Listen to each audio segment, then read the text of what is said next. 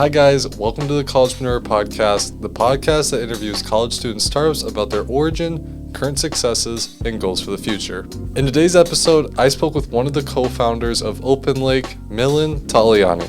OpenLake is a software as a service startup that provides clients with data infrastructure that doesn't require coding knowledge. In today's episode, Milan and I discuss how Milan and his co-founder went from identifying messy public sector data to now providing a software that automatically creates data infrastructure for clients without clients needing to know how to code. Enjoy the episode. Hey Milan, thanks for coming to Collegepreneur today. Philip, thanks for having me, brother. Yeah, how are you doing? Doing well. Excited to be here. How are you doing? I'm doing great. Thanks for asking. All right, so before we get into anything else today, could you tell me the elevator pitch for OpenLake? Elevator pitch for OpenLake, yes. So imagine you're a small business, you're working on an innovative product, you need a new marketing strategy.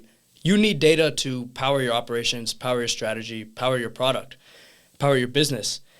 The problem is most small and medium-sized businesses today are dealing with major headaches in terms of data infrastructure. Mm-hmm. There's disparate data, there's very complicated programmatic access protocols, and it's very time-consuming, very expensive to actually manage your data. And so this really slows down the growth for a ton of startups. And so OpenLake has created an end-to-end, no-code solution that anyone can use to fully optimize and automate their data infrastructure. Awesome. So what's like your background and kind of why you started OpenLake? Yeah, so I'm a senior studying computer science at BU from Atlanta originally. I've always kind of been interested in startups and business and making money and making a difference in the world. Got started on OpenLake when my current co-founder came up to me in a class project, and the project was essentially to grab data from 3 different APIs, 3 different data sources, and merge them into one. And we were like, this is way more difficult than it should be because the data we were dealing with were kind of open source government provided data sets, which according to the law should be available for everyone. And here we were 2 computer science students, my co-founder was definitely top of the class. I was definitely not top of the class, definitely not bottom of the class either. Right. And we were like, this thing is way too hard. And so did a bit more market research. We were like, this is a problem that affects not just students and people like us, it affects businesses, not just public data sets, also private data sets. And so from there is kind of how we were born. Interesting. So you mentioned like legal aspects of this. Could you speak more on that? Yeah, absolutely. So there's a Freedom of Information Act. I think we were talking about it a bit before, right? And pretty much says that the U.S. government is legally obligated to publish data. So, right. And that is a ton of data. I mean, we're talking about petabytes and petabytes of data because petabytes. Which is a lot. It's right. Like an incomprehensible amount of data. And so, and it's really, the reason why it's so much is because it's across industries. Because if you think about the U.S. government broken down, there's something like, 400 agencies, 14 major departments, right? Thousands of sub-agencies. Right. And each one of these are publishing their own data sets. And so that's where the real volume comes in, which also adds to the complication. And so that's kind of, essentially the U.S. government, in my eyes, is kind of breaking the law because the law is that this data should be available for everyone. Right. You go onto any one of these open source data sets, you have to be a programmer. Otherwise, you have no hope of accessing the data. To me, this is a violation of the law, and it's kind of, why we got started. Interesting. Okay, so you identify that there's a problem with open source data in regard to like government agencies, and you start like doing market research and realize there's an opportunity. What were the first initial steps with your co-founder, like developing OpenLake as a startup? Yeah, so first initial steps was we wanted to write code that would pretty much solve the exact problems that we were having, which was kind of threefold. It was actually finding the data and kind of accessing it, right? And so consolidating the data from multiple different sources. We wanted to also combine the data and so standardize it into one format across the different data sources that they could talk to each other. One example of this is, let's say we have a weather data set that's reporting weather for like the month of April. Let's say we also have personal income tax data that is like reporting, income property tax. If we wanted to say, for example, like filter for home sales that were made on rainy days, right? That involves combining the two data sets. So that's kind of step 2. And then step 3 there is actually accelerating the data into use. So being able to put it in a format that can be plugged into a machine learning model, that can be used as an Excel table for human reading or something like this. And so that was kind of the initial kind of 3-tier approach we had for OpenLake. Interesting. So how were you able to get to that 3-tier like understanding? Because kind of story-wise, like we're at this aha moment. How did you develop this 3-tier system? Yeah, so the development was pretty much me and Cygnus in the build labs, like the entrepreneurship hub at BU, just coding, writing stuff on the whiteboard, testing stuff, everything breaking, coding some more, trying it again. And this process went on for weeks and months until we kind of finally got our initial prototype that worked. Interesting. And did you have to collaborate with anyone outside of you and your co-founder, or were you able to kind of just keep trial and error? So we definitely collaborated. We a lot of professors at BU we had conversations with, a lot of my friends in the industry, connections I have through my parents and my network that we were able to consult with for development work. Yeah, it definitely was not just us two. It was us two on the day-to-day, but we had a lot of advisors as well. Interesting. Were there any pivotal points, like as you're developing these initial 3 pillars that like really helped OpenLake become more valid or established? Yeah, it was kind of like for a while, it was like a 2 steps forward, 1 step backwards type thing. Yep. And what we did have one kind of pivotal breakthrough, which was from the technical standpoint, the actual breakthrough was being able to normalize the data, so combine them from any source.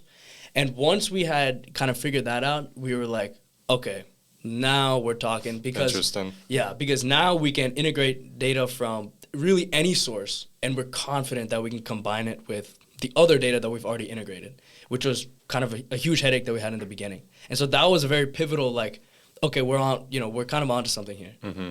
So you like developed this initial 3-pillar system. You're a couple months deep. What's next for OpenLake now that you have an MVP, essentially like an existing product? Yeah, so while this all is going on, we're doing market research on the business side. We're getting out there trying to talk to potential users, potential customers.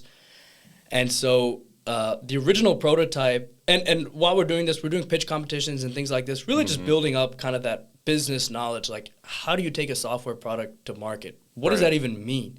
What is a good software product? Who's going to use it? What is the market? Like all these questions we're trying to answer and figure out and learn and iterate, right? And so the process for that involved a lot of just kind of cold outreach, going to like in-person networking events, mentoring events, and just talking to data engineers, being like, on your day-to-day workflow, do you think a tool like this would help you? And if so, like, do you want to give it a try? If not, what kind of features are you looking for? Type thing for a while. What features were they looking for that you would say that OpenLake didn't have initially? The main feature was a data governance feature. So the original prototype didn't have anything like this. Okay. The original prototype, like I said, was you know that there's data source A, data source B. Yep. You know you want to combine them, and you know exactly what you want to extract from them. That was all we could do with the prototype. Right. One thing that a lot of the data engineers were looking for was what's known as an identity access management module, right? It's essentially data governance. Who can see what data and to what extent can they do things with this data was a big request that we saw very early on. So we got to work on that module as well. And we also learned a lot more about, because the first few months we were really focused on kind of this open source data, like public sector data. But we learned that all the money is going to be in the private data, like, private companies who are dealing with their data sources. That's really where the business growth is going to take place. Interesting. So you have this realization that maybe you need to focus more on the private sector. What pivots did you make because of that? Yeah, so good question. We started talking very seriously with one of our current clients, a company called Spinnaker Analytics. They're also based out of Boston. And we did a lot of our early stage iteration with them. And so they were interested in, funnily enough, they were actually really only interested in public data sources. So we did a lot of our product and feature development with them. It wasn't until the summer and kind of late summer, August, September time that we got a lot more focus on businesses and private companies. But what the pivot looked like was pretty much It came with a bunch of new challenges because now, like, you're dealing with internal data for businesses. Yep.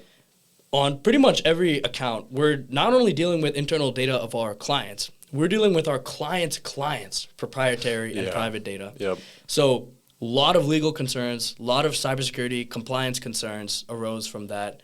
And so we had to kind of work all that into our product and into our business, into our sales pitches as well. Interesting. Okay, so at this point, is there any other features that OpenLake added to like its existing software as it stands today, or would you say kind of what you've described is how OpenLake stands now? Yeah, no, so there are more features now. Okay. What the core product looks like now is, I'd say we have 5 to 6 core features. So first one is it's a usage dashboard. So it's log and analytics. You can see any analytics you want really for all the data sources you've integrated. Mm-hmm. We have the data governance module. So identity access management is very robust, gives you very, very tight control over your data, which was like huge concern, right? Data privacy is like a buzzword nowadays, and for very good reason, right? We have our data sources feature, which is just our integration tickets. So this is where the clients can actually come in and make a request for new integration. So new data source, new API, new application, somewhere where they want us to integrate. Right. And we have the Query Studio. So this is where clients can do no-code queries to actually download the data and exactly the file that they want. And we also have a transformation module. So the clients can provide kind of, custom transformations or customizations that they want on a data set. Because like I said in the beginning, right, we're talking about very, very large data sets. Mm-hmm. Most of the time the clients are interested in a 1, 2, 3%, a very small subset of the data set. And they want to extract it in a very certain and precise way. Requires a ton of programmatic modification, right? So we handle all that in the transformation module as well. And that's kind of exactly what our product does today. Awesome. You mentioned the no-code query feature with OpenLake. Could you explain more what that looks like? Yeah, absolutely. So it's actually kind of a drop-down menu where users can query exactly the data that they want. So one example is we did an integration on a data source called Sochi. It's like a social media API. So clients can connect like their Facebook ads account, their Google ads account, their Yelp reviews account, all this stuff into Sochi. Sochi will provide them some types of analytics and things like this. So we integrate Sochi because Sochi is kind of annoying to use if you want to do programmatic modifications. And when they're dealing with 7, 8, 9 other data sources, they want it all in one place, right? They don't want to have to go to Sochi and then this guy and then this guy and then this guy. They'd rather just come to OpenLake and see it all. So the way the Query Studio looks for Sochi is we've broken it down into categories. And this is kind of our process for every data source, is we'll go in and we'll get a very holistic view of what does it look like on the inside? What does the code look like? How is the data stored? How does the data interact with each other? How do you pull data from it properly? So that's how we start every process, is we'll go in and get a very detailed, holistic view of that, kind of translate that into English so we can, so we can tell the client about it, because all of our clients are totally non-technical. Yep. And so the query then, based on those partitions that we set from our kind of, holistic breakdown of the data source is done by modules. So we kind of self-assign modules based on both the client's request and kind of our own opinion on how we should handle the data. And so from the Query Studio, the client can then use those partitions to extract exactly what they want, and as well have custom parameters. So for example, our kind of biggest request was they're all interested in a specific date range. They want to pull data for like a very specific date range. So that's a custom field that we provide that they can, enter in whatever date range they want into the query, submit the query, and it's going to return exactly that. Interesting. So with all these like modifications your clients can use when making a no-code query, is AI or machine learning involved in any of the process? Yeah, so we use a couple different AI algorithms internally. Right now, in terms of AI, it's pretty much all internal. There's nothing that the client is doing that would be considered, Gen AI or AI as like most people know it. Like most people think of like ChatGPT, right? It's not really like that yet. Our focus kind of now and for the next 3 to 6 months is to kind of transition more into an AI-based data integration company, because that's going to really enable us to do this whole no-code thing at absolute scale. Mm-hmm. The end goal is like, imagine a world where non-technical people can create data-intensive workflows, programming-heavy workflows using no code, just natural language. That's kind of our core mission that we're going after, and we hope will help a lot of people. AI is getting closer to that. We're getting closer, so that's very hopeful. Yeah. Yeah. For OpenLake. Yeah. I mean, there's a ton of tools now. Like Devin, the new release is like, they're pretty much doing that, but they have, I think it's like a 11% success rate. Mm. So we're now looking at, building our solution on top of all these models, which will definitely help us get to market quicker. Yeah. I think a good segue would be to talk about some of the clients that OpenLake has, and not just current clients, but who is like your client profile? Like, who are you targeting per se with a software like OpenLake? Yeah, so it's a few really, because if we think about data integration as a market, it's really industry agnostic. It's like every company of any size at some point is going to have to do data integration. Obviously, when you're creating a startup, you can't say, I'm going to go out and serve everybody, right? Although you might be thinking that. That might be the sentiment, in your company culture, etc. It's not really enough, because you have to get hyper-focused. It's something that I've learned, right, in this whole journey. And so our current kind of beachhead market is business intelligence software companies. We've had the most conversations with them. That's who our primary clients are.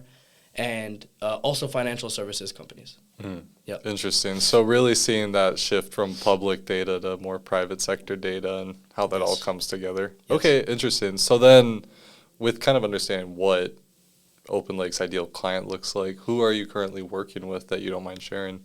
Yeah, so we've got a handful of paying customers. Okay. Most notably, McKinsey is paying us. Yes.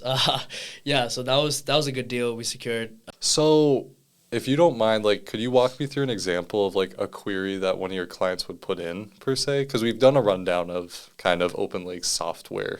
Let's say I'm McKinsey and I need to do a query. What would I be putting in specifically and looking for? Yeah, for sure. So I'll tell you exactly how McKinsey uses our service. So what McKinsey does is we are working specifically with the real estate and financials team at McKinsey, because it's a huge consulting company, right? Yes. And so they put integration tickets for a few different sources, a couple of them being Census Bureau and the IRS. Mm. So again, these are public sources, so we're not really dealing with internal McKinsey stuff yet. We need a lot more compliance statuses and things for that. We're moving in that direction. For now, it's been kind of these open source public data sets.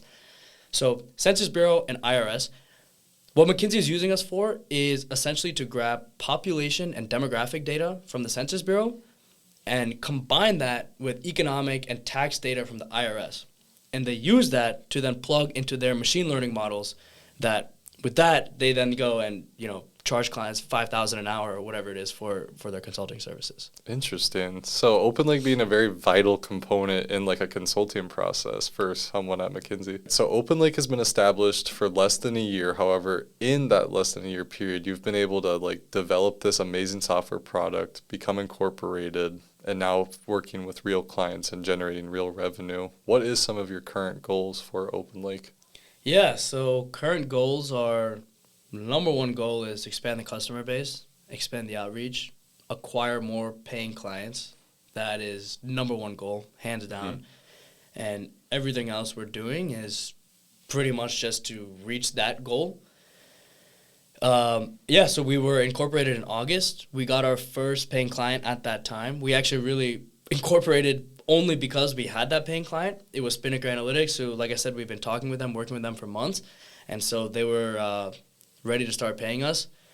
Actually, they weren't even ready to start paying us. That's the funny thing. We just asked them. Right. It was, and it's so funny looking back. I'm like, they probably wouldn't have started paying us unless we just asked. It was like the magic was just in the ask. We said. Interesting. Yeah, and it was very casual. We just asked. It was like, yeah, so literally just asked them, can you start paying us every month? And the guy was like, yes. So, okay, there you go. So that's how we got our first client. And of course, we had a great relationship with them. We'd been working with them for weeks and months, right? And then so we got them, started some other customer acquisition strategies, involved some kind of automated email stuff, automated LinkedIn stuff, didn't really work out because it was automated. Tried some AI personalization, wasn't really working out. Was going to a ton of in-person events within the Boston startup ecosystem, getting users that way. Yeah. Getting feedback on the product as well that way. We landed our second and third client some couple of months later. And awesome. so that's kind of been the customer growth.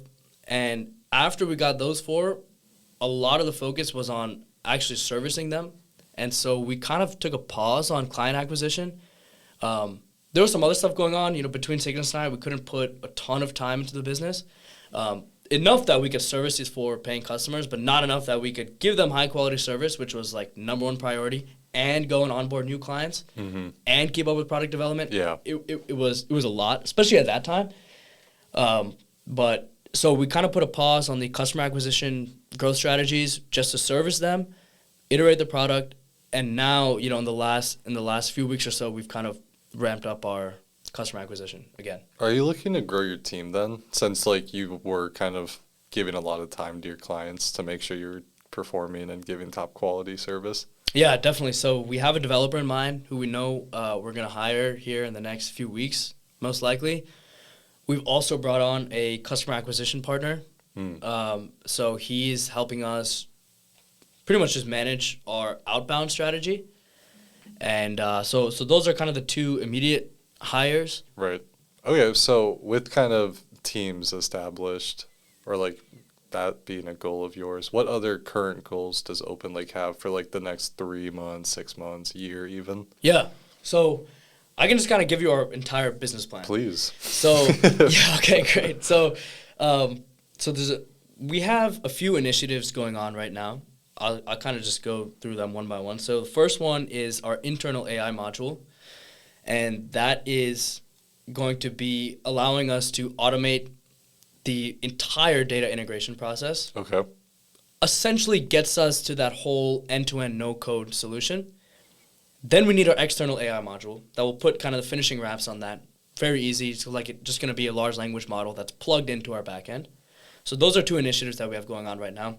We have the outbound strategy going on right now as well, which is cold email and LinkedIn, which we've optimized a lot and literally just launched yesterday. And so we'll see the results on those. Expected numbers on those are like close a client a week, hopefully. That's like a pretty pessimistic estimation. But again, like, we've made estimations in the past that have been way off. Right. So, as most founders do. So, but we'll see on that. The word is yet to be released on that. So we have those three initiatives going on.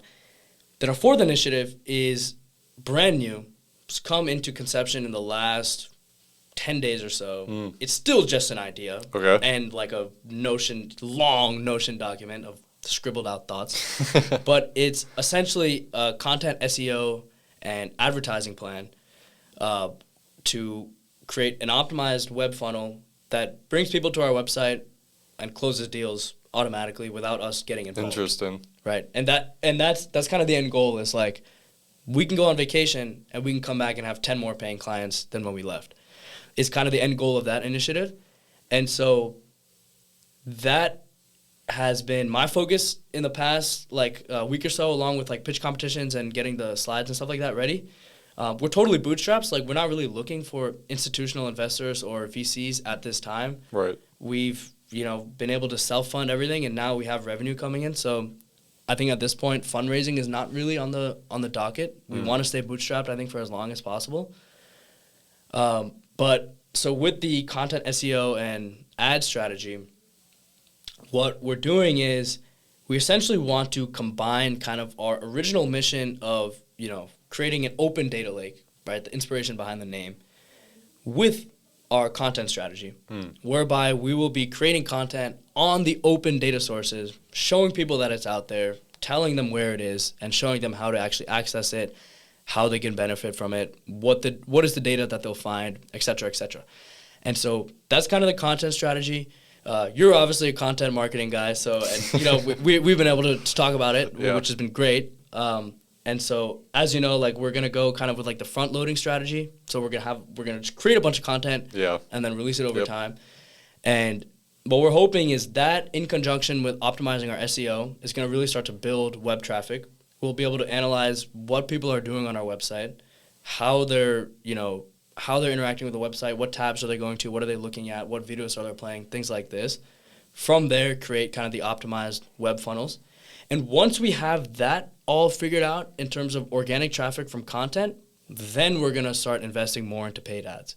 Because we'll know that, okay, if someone sees an ad, they come to the website, we've already had that happen, 1,000 times from people from content. Right. So that funnel is kind of already optimized, already set up for them to, just go ahead and close the deal and give us money. Yeah. So yeah, that's kind of the growth plan. I'm loving the strategy. Another goal for OpenLake also is and another main initiative of ours is to really just get in front of more startups. It's something that we had been thinking about for a while, but didn't really prioritize. And now, we've gotten some feedback from some judges at pitch competitions and things like this, and we're realizing, that's going to be core to our success. And so within the Boston ecosystem, of course, but also, on the U.S. and kind of global scale. So that's why, what you're doing with collegepreneurs is, amazing. Thank you. Bringing startups together and startup communities and things like this. We want to go out there and start getting our product out there, not necessarily to monetize, mainly to get users and help other startups. Yeah. Because that's why we started the whole thing in the first place, was really to just help people with these data-intensive, annoying, headache-causing workflows. So that would be another initiative. Is there any types of startups specifically that would be more ideal for using OpenLake? Because I feel like a startup can be anything. Yeah. Startup can be literally anything. Yeah. And that's a great question. Software startups, definitely. Data-intensive startups, definitely. Anything that involves any type of manufacturing, definitely. Okay. Because there are going to be tons of data sets that's involved with the entire manufacturing process. Any climate-related startup, because there are a ton of open source climate data sets from National Weather Service, Right. NOAA, that all have gold, really, super valuable data that most people don't know about. So climate would be another one. I would say agriculture as well, because there's a ton of agriculture data sets. Yeah, just to name a few, those, yeah. Awesome. Biotech, pharma as well. Yeah. Yeah. Awesome. And then in terms of long-term goals for OpenLake, maybe a year from now, 2 years from now, 5 years from now, what do you envision for OpenLake and kind of where it stands? Yeah, so I think targeting acquisition is maybe a 3-year timeline play. So, get acquired by IBM or Oracle or one of those guys. Okay. And Cygnus and I are kind of on the same page as that, because we're both very much so we're on something, we're all in on it. And once its time is up, what's the next thing? Go on to the next thing. And so we from day one have kind of both been let's go for an acquisition. We talked briefly about maybe going into an IPO or something like this, but that's a totally separate path. Yeah. Very difficult for software companies nowadays too, right? So definitely I think our exit strategy is acquisition, depending on, how much we can grow the company, of course. Is kind of the exit strategy. And the timeline on that, it really depends. If we can, I've always had it in my mind that I want to have exited my first company by the time I'm 25. That's an awesome goal to have. Yeah, so I've kind of always been running with that, and I'm 22 right now, so 3-year timeline is it's kind of what we're after. But it's interesting now. The acquisition market for any business is really, really growing. You and I can go online and buy a laundromat business right now, no problem. and so within the software vertical, it's getting easier and easier. So okay, interesting. So with that mindset that you have, what other topics, I guess, within data would you be interested in pursuing, outside of OpenLake? Is there anything that's been on your mind that you'd want to pursue? Because you've identified that public data in the public sector could be condensed and summarized and put in a spreadsheet for people. Yeah. What else? Yeah, so the way that I kind of describe it is my kind of next move after OpenLake, which by the way, it's we're a baby company, right? Right. We have a handful of paying customers. Yeah. It's very early to be Right. talking. Of course, it's good to plan and strategize, right? Yes. So I guess plan after this baby company grows up and exits is essentially OpenLake, but on steroids. So okay. it's NVIDIA, like huge producer of GPUs and chips, forefront in this AI thing, right? They are literally the spearhead of the AI boom, right? They, in the last couple of weeks or so, have announced a bunch of long-term partnerships with huge tech companies. Like, name a tech company, NVIDIA has a long-term, like, groundbreaking partnership with that company that's going to do, like, insane things in the next 10 years. And so they're building this crazy ecosystem that's all kind of rooted on, like, 3 key components of the NVIDIA software package. And so my thing that I want to do, I guess, after this is get involved in that ecosystem, because that's going to be where AI innovation really takes place. It's going to be within that whole, NVIDIA partnership thing, and maybe do implementations of that, consulting on that, something like that. Definitely want to get involved on that side. Definitely on the entrepreneurship startup side of that as well. So, startups who are creating businesses on this NVIDIA tech stack, helping them do that, I think, is something I'd be very, very interested in. That's awesome.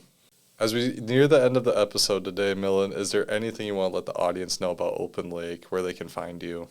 Oh, yeah. So you can find me at Boston University. I'll just be around. Awesome. Everyone fly out to Boston University. Yeah, everyone pull up. I'll be there. You probably find me at the BU pub. But no, yeah, so anyone can, feel free to email me. It's Milan, Milan, at openlake.tech. I could love to get in touch or, connect with me on LinkedIn. And, of course, you can visit our website. It's openlake.tech and create an account or send us a message through there, and I'm always happy to chat. Awesome. Any final thoughts today before we end the episode, Milan? Final thoughts today? Well, first of all, it's been a fantastic episode. Thanks for having me. And I guess I would want to say to anyone who's thinking about doing a startup, anyone who already has a startup, just keep going with it, stay consistent, make the ask. Don't be scared to make the ask, because we were scared for a long time, and we did, and we started getting paid for it. And I guarantee you all of our clients after that were really only because of that first client. So I would say to everyone, just keep going. I know it can get tough, very, very low lows, very, very high highs, yeah. I'm sure, as you know. And but just stick it out, because I think the reward will be great. And yeah. Nice. All right. Well, thanks for coming on to Collegepreneur Day, Milan. Have a great day. Yeah, you too, Philip. Thanks.